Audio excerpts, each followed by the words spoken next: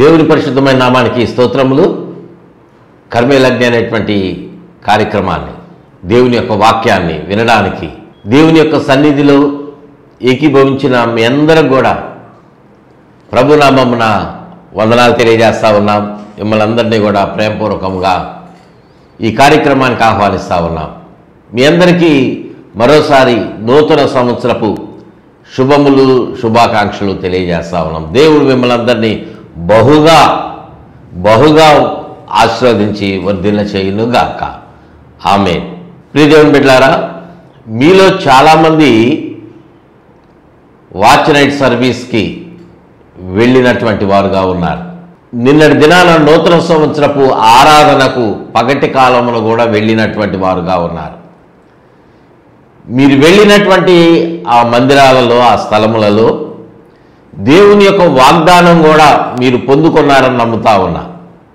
చాలామంది దేవుడిచ్చినటువంటి వాగ్దానాన్ని బట్టి, శ్రేష్టమైనటువంటి వాగ్దానం కదా బైబిల్ గ్రంథంలో ఉన్నవి, ఆ వాగ్దానమును బట్టి ఎంతగానో సంతోషించారు. వాటిని దేవుని సన్నిధిలో ఎత్తిపెట్టి, ప్రభువా, నూతన సంవత్సరపు ఆరంభమున నాకు ఈ వాగ్దానం ఇచ్చారు, దీనిని నెరవేర్చండి అని మీరు ప్రార్థన చేయండి. దేవుని యొక్క కార్యము మీ జీవితంలో చూస్తారు. దేవునికి మహిమ కలుగునుగాక. హల్లెలూయా. మనము నూతన సంవత్సరము తొలి దినముల్లోనే ఉన్నాం కనుక వాగ్దానములకు సంబంధించినటువంటి ఒక మాటను మనము చదువుకొని నేటి దినాన ఆ అంశాన్ని ధ్యానం చేసుకుందాం. చూడండి, అపోస్తులుడైన పౌలు హెబ్రీలకు రాసినటువంటి పత్రిక 6వ అధ్యాయం 13, 14, 15 వచనాలు చదువుకుందాం. దేవుడు అబ్రహాములకు వాగ్దానము చేసినప్పుడు తనకంటే ఏ గొప్పవాని తోడు అని ప్రమాణము చేయలేకపోయాను కనుక తన తోడు అని ప్రమాణము చేసి, నిశ్చయముగా నేను నిన్ను ఆశీర్వదింతును, నిశ్చయముగా నేను నిన్ను ఆశీర్వాదింతును, నిశ్చయముగా నేను నిన్ను విస్తరింపచేతును అని చెప్పెను. ఆ మాట నమ్మి అతడు ఓర్పుతో సహించి ఆ వాగ్దాన ఫలము పొందెను. దేవుడి మాటలు మన వినికిడిలో ఆశీర్వదించునుగాక. ఆమేన్. అందరం ఆమేన్ అని చెప్దామా? ఆమేన్. దేవుడు మిమ్మలను దీవించునుగాక. ప్రియ దేవుని బిడ్డలారా, అబ్రహాము జీవితంలో దేవుని యొక్క గొప్ప కార్యమును మనం చూస్తూ ఉన్నాం. అబ్రహాము తన తండ్రి ఇంటి నుండి బయలుదేరి ఆ దేశాన్ని విడిచిపెట్టి, బంధువులను అందరినీ విడిచిపెట్టి దేవుని యొక్క మాటకు లోబడి బయలుదేరి వచ్చాడు. ఆదికాండము గ్రంథం 12వ అధ్యాయం ప్రారంభంలో దీనికి సంబంధించినటువంటి వచనాలలో అక్కడ ఆ మాటలు పేర్కొనబడ్డాయి. మీ అందరికీ తెలిసిందే. ఒకవేళ మీకు తెలియకపోతే మీరు ఒకసారి చదవండి ఆ 12వ అధ్యాయం ఆదికాండం గ్రంథంలో. దేవుని యొక్క మాట, దేవుడిచ్చినటువంటి వాగ్దానం అంతా అక్కడ మనం చూడొచ్చు. అక్కడ దేవుడు చెప్తున్నటువంటి మాట ఏంటంటే, నిశ్చయముగా నేను నిన్ను ఆశీర్వదింతును. దేవుడు ఎలా చెప్తూ ఉన్నాడంటే, తన తోడు అని ప్రమాణము చేసి ఈ మాటను అబ్రహాముతో మాట్లాడుతా ఉన్నాడు. నిశ్చయముగా, నో డౌట్. దేవుడు వాగ్దానం చేశాడు అంటే మనం అసలు అనుమానించాల్సినటువంటి అవసరం లేదు. ఆయన ఏ పొలిటికల్ లీడర్ కాదు. అంటే ఎలక్షన్స్ టైంలో కొంతమంది రాజకీయ నాయకులు కొన్ని వాగ్దానాలు చేస్తారు అధికారంలోనికి రావడానికి. కానీ వాటిలో ఎన్నింటిని నెరవేరుస్తారు అంటే అది వాళ్ళకి తెలుసు, మనకి తెలుసు. కానీ దేవుడు అలా కాదు. ఆయన ఒక మాట చెప్పాడు అంటే దానికి లోబడతాడు. ఆయన వాగ్దానం ఇచ్చాడంటే దాని ప్రతిఫలమును మనం అనుభవించేట్లుగా ఆయన చూసేవాడుగా ఉన్నాడు. నిశ్చయముగా నేను నిన్ను ఆశీర్వదింతును. అంత మాత్రమే కాదు, నిశ్చయముగా నిన్ను విస్తరింపజేతును. దేవునికి మహిమ కలుగును గాక. హల్లెలూయా. నాటి దినాన అబ్రహాముతో దేవుడు ఏ మాట చెప్పాడో అదే మాట నేటి దినాన మీకు కూడా చెప్తా ఉన్నాడు. కొంతమంది అనుకోవచ్చు, అబ్రహాము దేవుడు ఆశీర్వదించాడు, నన్ను కూడా అలా ఆశీర్వదిస్తే బాగుండు, నన్ను కూడా నిశ్చయముగా నేను ఆశీర్వదిస్తాను అనేటువంటి మాట, ఆ వాగ్దానము నాకు కూడా చెప్తే ఎంత బాగుంటుంది అని కొంతమంది అనుకోవచ్చు మనసులో. కానీ దేవుడు చెప్తున్నటువంటి మాట, ఈ వాగ్దానం నీకు కూడా, దేవుని యొక్క చిత్తంలో నీవు ఉన్నావు కనుక నీకు కూడా ఈ వాగ్దానం దేవుడు ఇస్తా ఉన్నాడు. నిశ్చయముగా నిన్ను ఆశీర్వదిస్తాడు, నిన్ను విస్తరింపజేస్తాడు అని ఆ మాట చెప్పినప్పుడు అబ్రహాం ఏం చేశాడో తెలుసా? ప్రభువా, తండ్రి, నాకింకా ఒక్క కుమారుడు కానీ కుమార్తె కానీ ఎవరు లేరు, సంతానమే లేదు, నాకు ఈ వాగ్దానం ఎలాగా ప్రాప్తిస్తుంది, నువ్వు ఎలా ఆశీర్వదిస్తావు, నేను ఎలాగ విస్తరిస్తాను అని ఎదురు ప్రశ్న వేయలేదు. ప్రశ్న వేయకపోయినా తన హృదయంలో ఏమాత్రం కూడా డౌట్ పడలేదు, సందేహించలా. అది అబ్రహాము యొక్క నమ్మకము. దేవునికి స్తోత్రం చెల్లిద్దాము. హల్లెలూయా. అందుకే 15వ వచనంలో అంటున్నటువంటి మాట, ఆ మాట నమ్మి, చూసారా, అబ్రహామును గురించినటువంటి ఒక సాక్ష్యం ఇక్కడ తెలియజేయబడతా ఉంది. ఏ మాట అయితే దేవుడు వాగ్దానం ఇచ్చాడో ఆ వాగ్దానము అది నెరవేరుతుందా లేదా అనేటువంటి అనుమానము కొంచెము కూడా అబ్రహాముకి కలగల.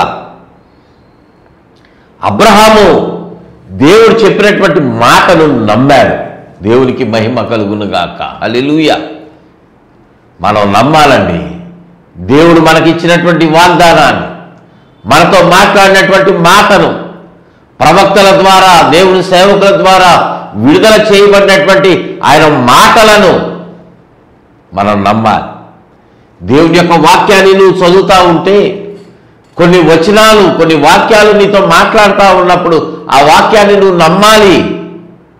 ప్రభువా, నీ లేఖనాల్లో ఈ మాట వ్రాయించావు కదా, ఫలానా వాణిని నువ్వు ఆశీర్వదించావు కదా, దావీదును హెచ్చించావు కదా, మోషేను నడిపించావు కదా, అబ్రహాము జీవితంలో ఏది కొదువుగా ఉన్నదో ఆ కొదువును పూడ్చివేసి ఇస్సాకుని అనుగ్రహించి ఆశీర్వదించావు, విస్తరింపజేసావు కదా, నాకు కూడా అలాగ దయచేయి నాయన. సొలొమోనుకు లోక సంబంధమైన జ్ఞానం ఇచ్చారు, దానియేలుకు ఆత్మ సంబంధమైనటువంటి జ్ఞానాత్మతో నింపారు, నాకు కూడా ఆ జ్ఞానం దయచేయి ప్రభువా అని నువ్వు నమ్మి దేవుని సన్నిధిలో ప్రార్థన చేయాలి. ప్రార్థన చేయాలి. దేవుడు ఆ వాగ్దానం నీకు ఇచ్చినప్పుడు నువ్వు వాటిని స్వతంత్రించుకోవటం అంటే, దేవుడు నాకు వాగ్దానం ఇచ్చాడు కదా, నేను ప్రార్థన చేసినా చేయకపోయినా, నేను మందిరానికి వెళ్ళినా వెళ్ళకపోయినా, నా ఇష్టం వచ్చినప్పుడు నేను దేవుని సన్నిధికి వెళ్ళినా, దేవుడు వాగ్దానం చేశాడు, ప్రేమ కలిగిన వాడు, నమ్మదగిన వాడు కాబట్టి ఆ వాగ్దానం నా జీవితంలో నెరవేరుతుంది అని నువ్వు రిలాక్స్ అవ్వద్దు. రిలాక్స్ అవ్వద్దు. ప్రియదేవుని బిడ్డలారా, ఆ వాగ్దానము నువ్వు పొందుకోవాలి అంటే నువ్వు వాగ్దానం చేసినటువంటి దేవుని నువ్వు నమ్మాలి, ఆ మాటను నమ్మాలి. ఇక్కడ రాయబడినటువంటి మాట, ఆ మాట నమ్మి అతడు ఓర్పుతో సహించి ఆ వాగ్దాన ఫలము పొందెను. దేవునికి మహిమ కలుగును గాక. హల్లెలూయా. హల్లెలూయా. ఆ వాగ్దానమును నమ్మాడు, ఆ మాటను నమ్మాడు, ఓర్పుతో దాని కొరకు ఎదురు చూశాడండి. ఓర్పుతో. మనం అలాగ ఉండట్లా, మానవుని యొక్క స్వభావం అలా ఉండట్లా. దేవుడు ఒక మాట చెప్పాడు అంటే అది వెంటనే అయిపోవాల్సిందే. జనవరి 1వ తారీఖున తొలి సమయంలో దేవుడు వాగ్దానం ఇచ్చాడు కాబట్టి ఆ వాగ్దానం నేను పొందుకున్నట్లే నేను ఈ ప్రార్థన చేయను అని నువ్వు అనుకోవద్దు. ప్రియదేవుని బిడ్డలారా, ఆయన నెరవేర్చడానికి సిద్ధంగా ఉన్నాడు. పొందుకోవటానికి నువ్వు సిద్ధంగా ఉండాలి.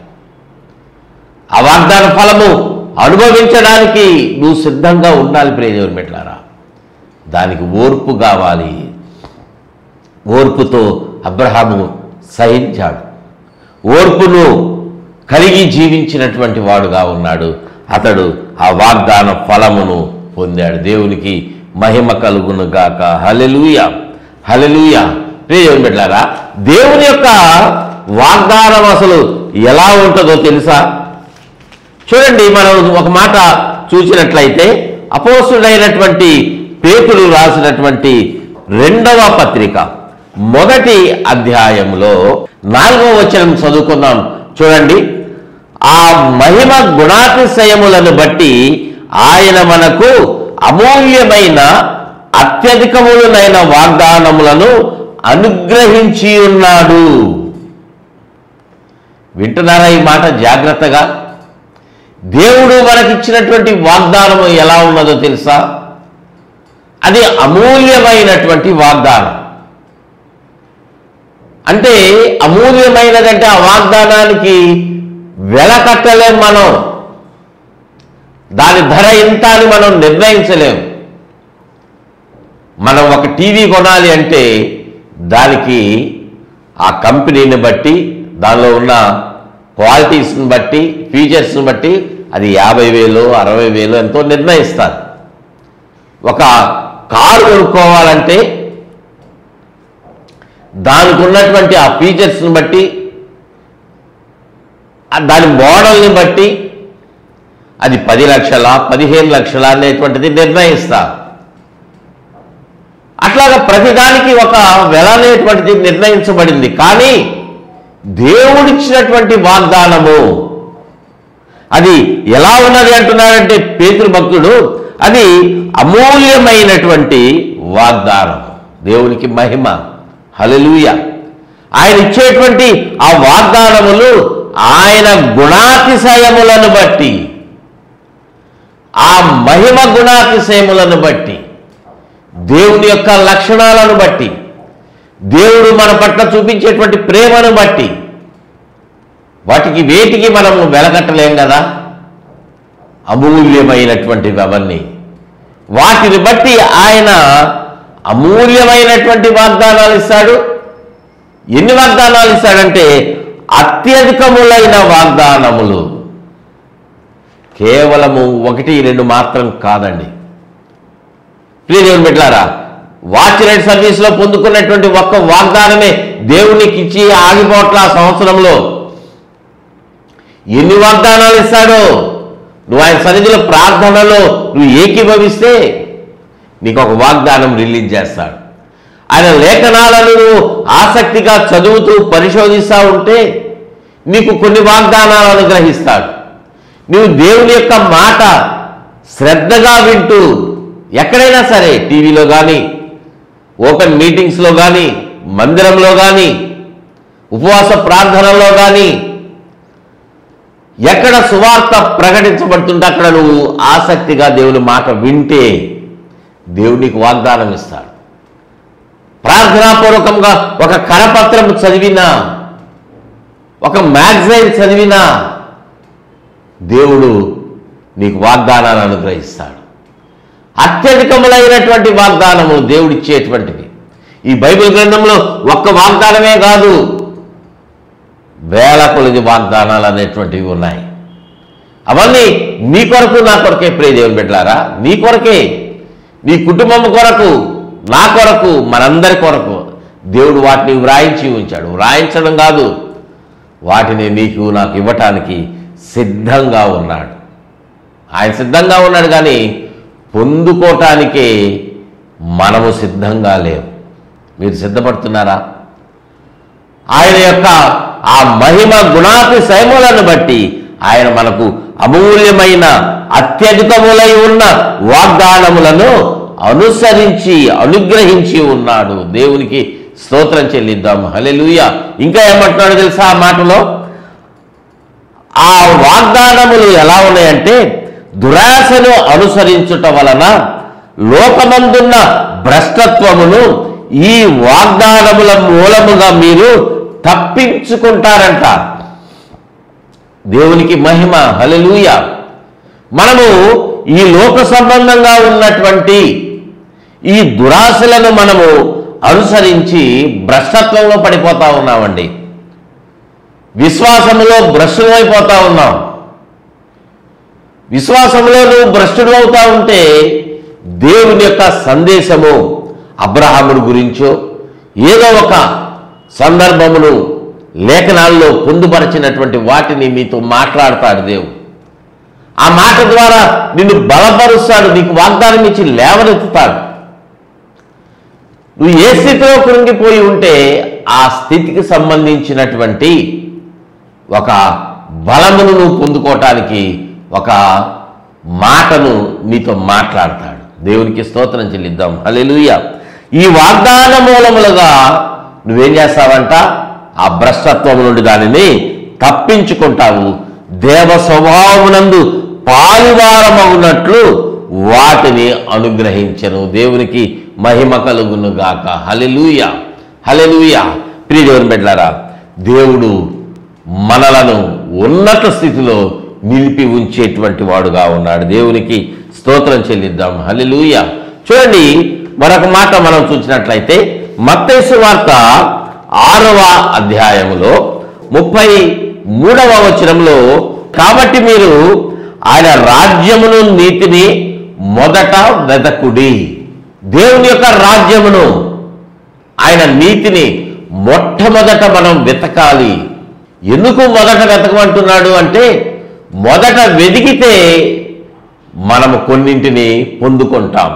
వేటిని పొందుకుంటాము అంటే అక్కడే 25వ వచనము నుండి అక్కడ వ్రాస్తా ఉన్నాడు. చదవడానికి సమయం లేదు కాబట్టి నేను క్లుప్తంగా ఆ మాట మీకు తెలియజేస్తా ఉన్నా. ఏమంటా ఉన్నాడు అక్కడ అంటే, మనం చాలామంది అనుకుంటాం, అయ్యో నా పరిస్థితి బాలేదే, నా కుటుంబ స్థితి బాలేదే, నేను పేదరికంలో ఉన్నా, కనీసం తినటానికి తిండి లేనటువంటి పరిస్థితిలో ఉన్నా, ఇప్పుడు నేను రక్షణ పొందుకున్నాను, బాప్తిజం పొందా, ఇప్పుడు నేను లంచం తీసుకోకూడదు, దొంగ వ్యాపారం చేయకూడదు, న్యాయంగా వ్యాపారం చేసి నా బిడ్డలను ఎలా పోషించాలి,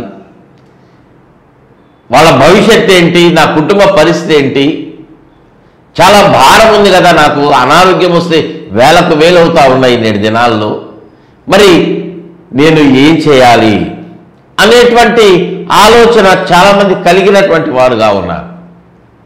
చాలామంది అందుకే బాప్తిజం తీసుకోవడానికి, దేవునికి వాళ్ళ జీవితాలు సమర్పించుకోవడానికి ఇష్టపడట్లా. ఎప్పుడో వృద్ధాప్యంలో చూద్దాంలే, అప్పుడు మారు మనసు పొందుతాంలే, బాధ్యతలు తీరిపోతాయిలే, మా పిల్లల పెళ్ళిళ్ళు కూడా అయిపోతాయి, ఇంకా వాళ్ళకి ఉద్యోగాలు లేవు ఇప్పుడు అని దేవుని సన్నిధికి రావటం లేదు చాలామంది. ప్రియ దేవుని బిడ్డలారా, లేఖనం అంటా ఉన్నది, ఏమి తిందునా ఏమి త్రాగుదునా అని మీ ప్రాణమును గూర్చి అయినను మీ యొక్క దేహమును గూర్చి ఏం ధరించుకుంటానా అని మీరు చింతపడొద్దు అని చెప్పి, ఆకాశ పక్షులను చూడండి, అవి విత్తుతాయా, పంటను కోస్తాయా, కానీ దేవుడు వాటికి సమస్తమును అనుగ్రహిస్తా ఉన్నాడు కదా. ఆ పక్షులు తమ బిడ్డలకు అవి ఎగరలేని స్థితిలో ఉన్నటువంటి వాటి కొరకు కూడా ఆహారం తీసుకొచ్చి పెడుతున్నాయి కదా. వాటిని దేవుడు ఎలా పోషిస్తా ఉన్నాడో నిన్ను కూడా అలానే పోషిస్తాడు, నిన్ను కూడా అలానే ఆయన దీవిస్తాడు అనేటువంటి ఆ సారాంశము ఆ 25వ వచనము నుండి 31 వరకు రాసి 32వ వచనంలో అంటున్నటువంటి మాట, ఇవన్నీ మీకు కావాలనని మీ పరలోకపు తండ్రికి తెలియను. దేవునికి మహిమ, హల్లెలూయా. మీకు ఏది అవసరం ఉన్నదో, నీ బిడ్డలకు ఎలాంటి జీవితం ఇవ్వాలో, ఎలాంటి అవసరాలు ఉన్నాయో, వాళ్ళ భవిష్యత్తు ఏంటి అనేటువంటిది నీకంటే నీ దేవునికి బాగా తెలుసు. నీకంటే నీ దేవుడు వారిని హెచ్చించేటువంటి వాడుగా ఉన్నాడు. ఆ గ్రహింపు నువ్వు కలిగి ఉన్నట్ల, ఆ తలంపు నీకు లేకుండా ఉన్నది. అందుకే నువ్వేం చేయాలో తెలుసా? నువ్వు మొట్టమొదటగా ఆయన రాజ్యాన్ని, ఆయన నీతిని నువ్వు వెదకు. దేవునికి మహిమ కలుగును గాక. హల్లెలూయా. నువ్వు ఆయన సన్నిధిలో నువ్వు ఉంటే, వెతికితే అవన్నీ నీకు అనుగ్రహిస్తాడు. అందుకే మత్తయి సువార్త 7వ అధ్యాయం 7వ వచనంలో ఉంటుంది కదా, అడుగుడి మీకు ఇయ్యబడును, వెతకండి మీకు దొరుకుతాయి, తట్టండి మీకు తీయబడతాయి. అడుగు ప్రతివాడు పొందుకుంటాడు. దేవునికి మహిమ కలుగును. హల్లెలూయా, హల్లెలూయా. అడుగు ప్రతివాడు వాటిని పొందుకుంటాడు, వెతుకు ప్రతివాడు అవి కనుగొంటాడు, దొరుకుతాయి. తట్టినటువంటి ప్రతి ఒక్కరికి అవి తీయబడతాయి. దేవునికి స్తోత్రం చెల్లిద్దాం. హల్లెలూయా. ప్రియా దేవుని బిడ్డలారా, అటువంటి విశ్వాసమును నువ్వు కలిగి, ఒకవేళ ఒకరోజు ఆలస్యం కావచ్చు దేవుడు నీకు వాటిని ఇవ్వటానికి, అంటే ఆయన ఇవ్వటానికి ఆలస్యం కాదు, నువ్వు పొందుకోవటానికి ఆలస్యం అవ్వచ్చు. అబ్రహాము వాగ్దానం చేసిన వెంటనే వాటిని పొందుకోలేదు. ఇస్సాకును పొందుకోలా.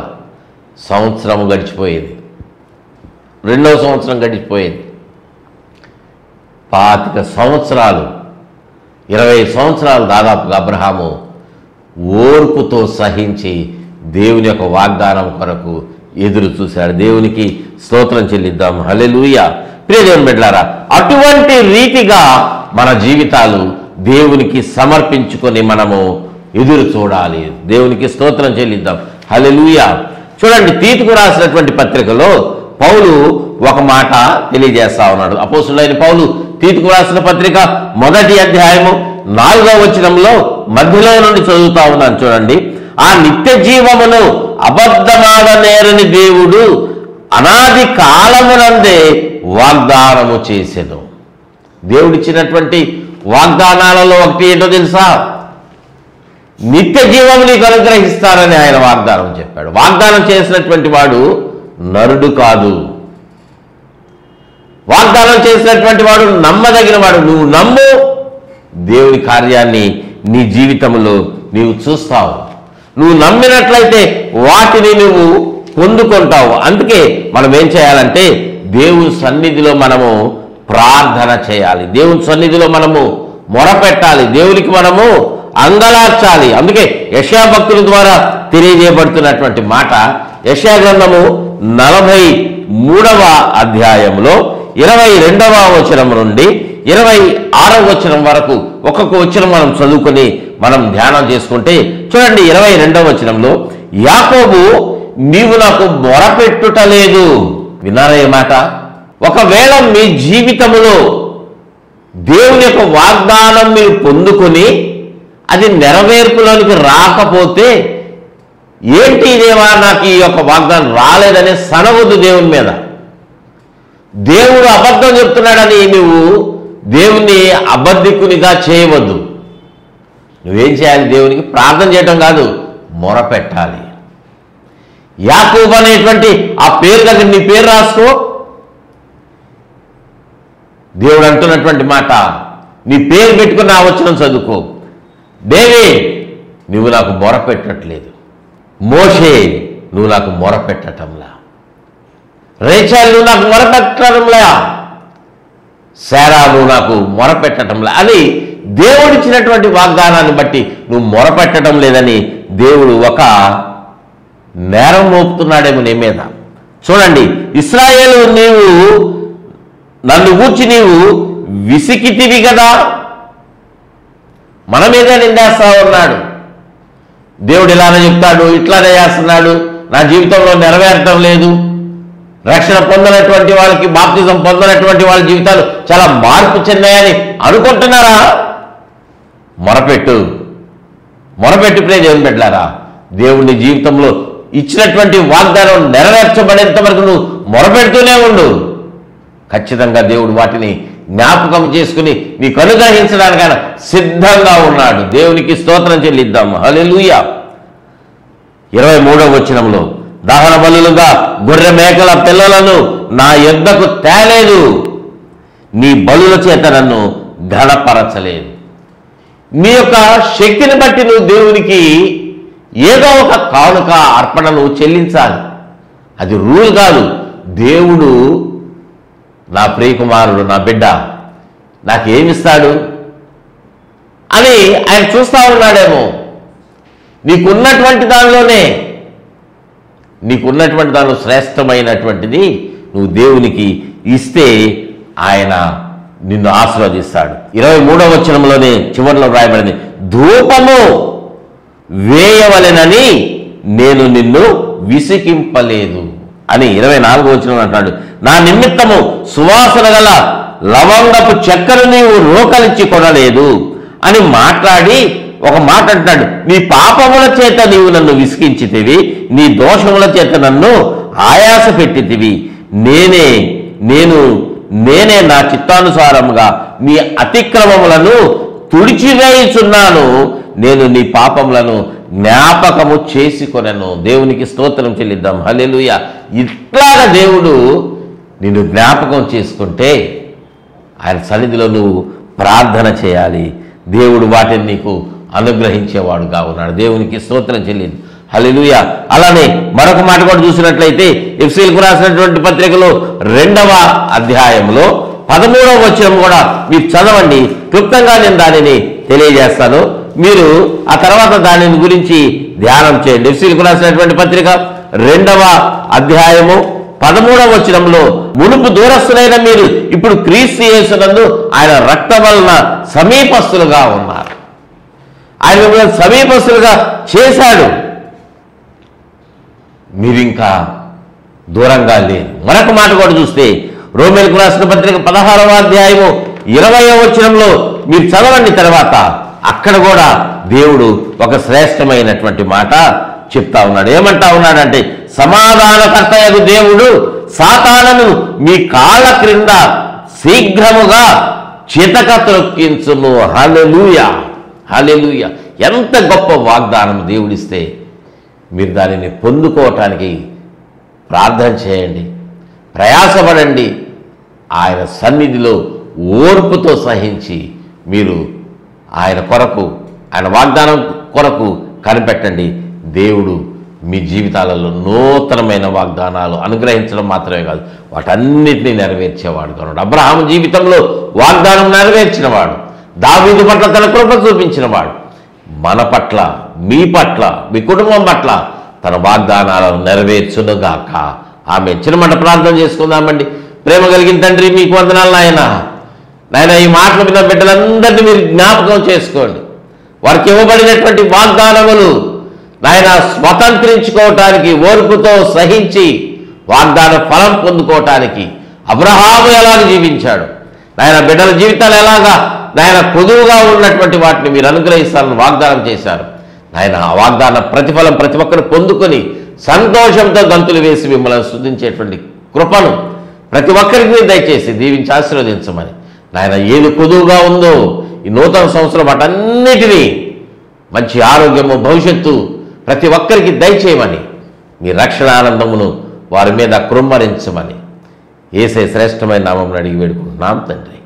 ఆమేన్, ఆమేన్, ఆమేన్. తండ్రి దేవుని ప్రేమ, ప్రభు రక్షకుడైన యేసుక్రీస్తు వారి కృప, పరిశుద్ధాత్మ దేవుని యొక్క అన్యోన్యమైన సన్నిధి సహవాసం సదాకాలం తోడుగా ఉండి నడిపించి బలపరిచి మన దెల చేయునుగాక. ఆమేన్, ఆమేన్, ఆమేన్. God bless you all.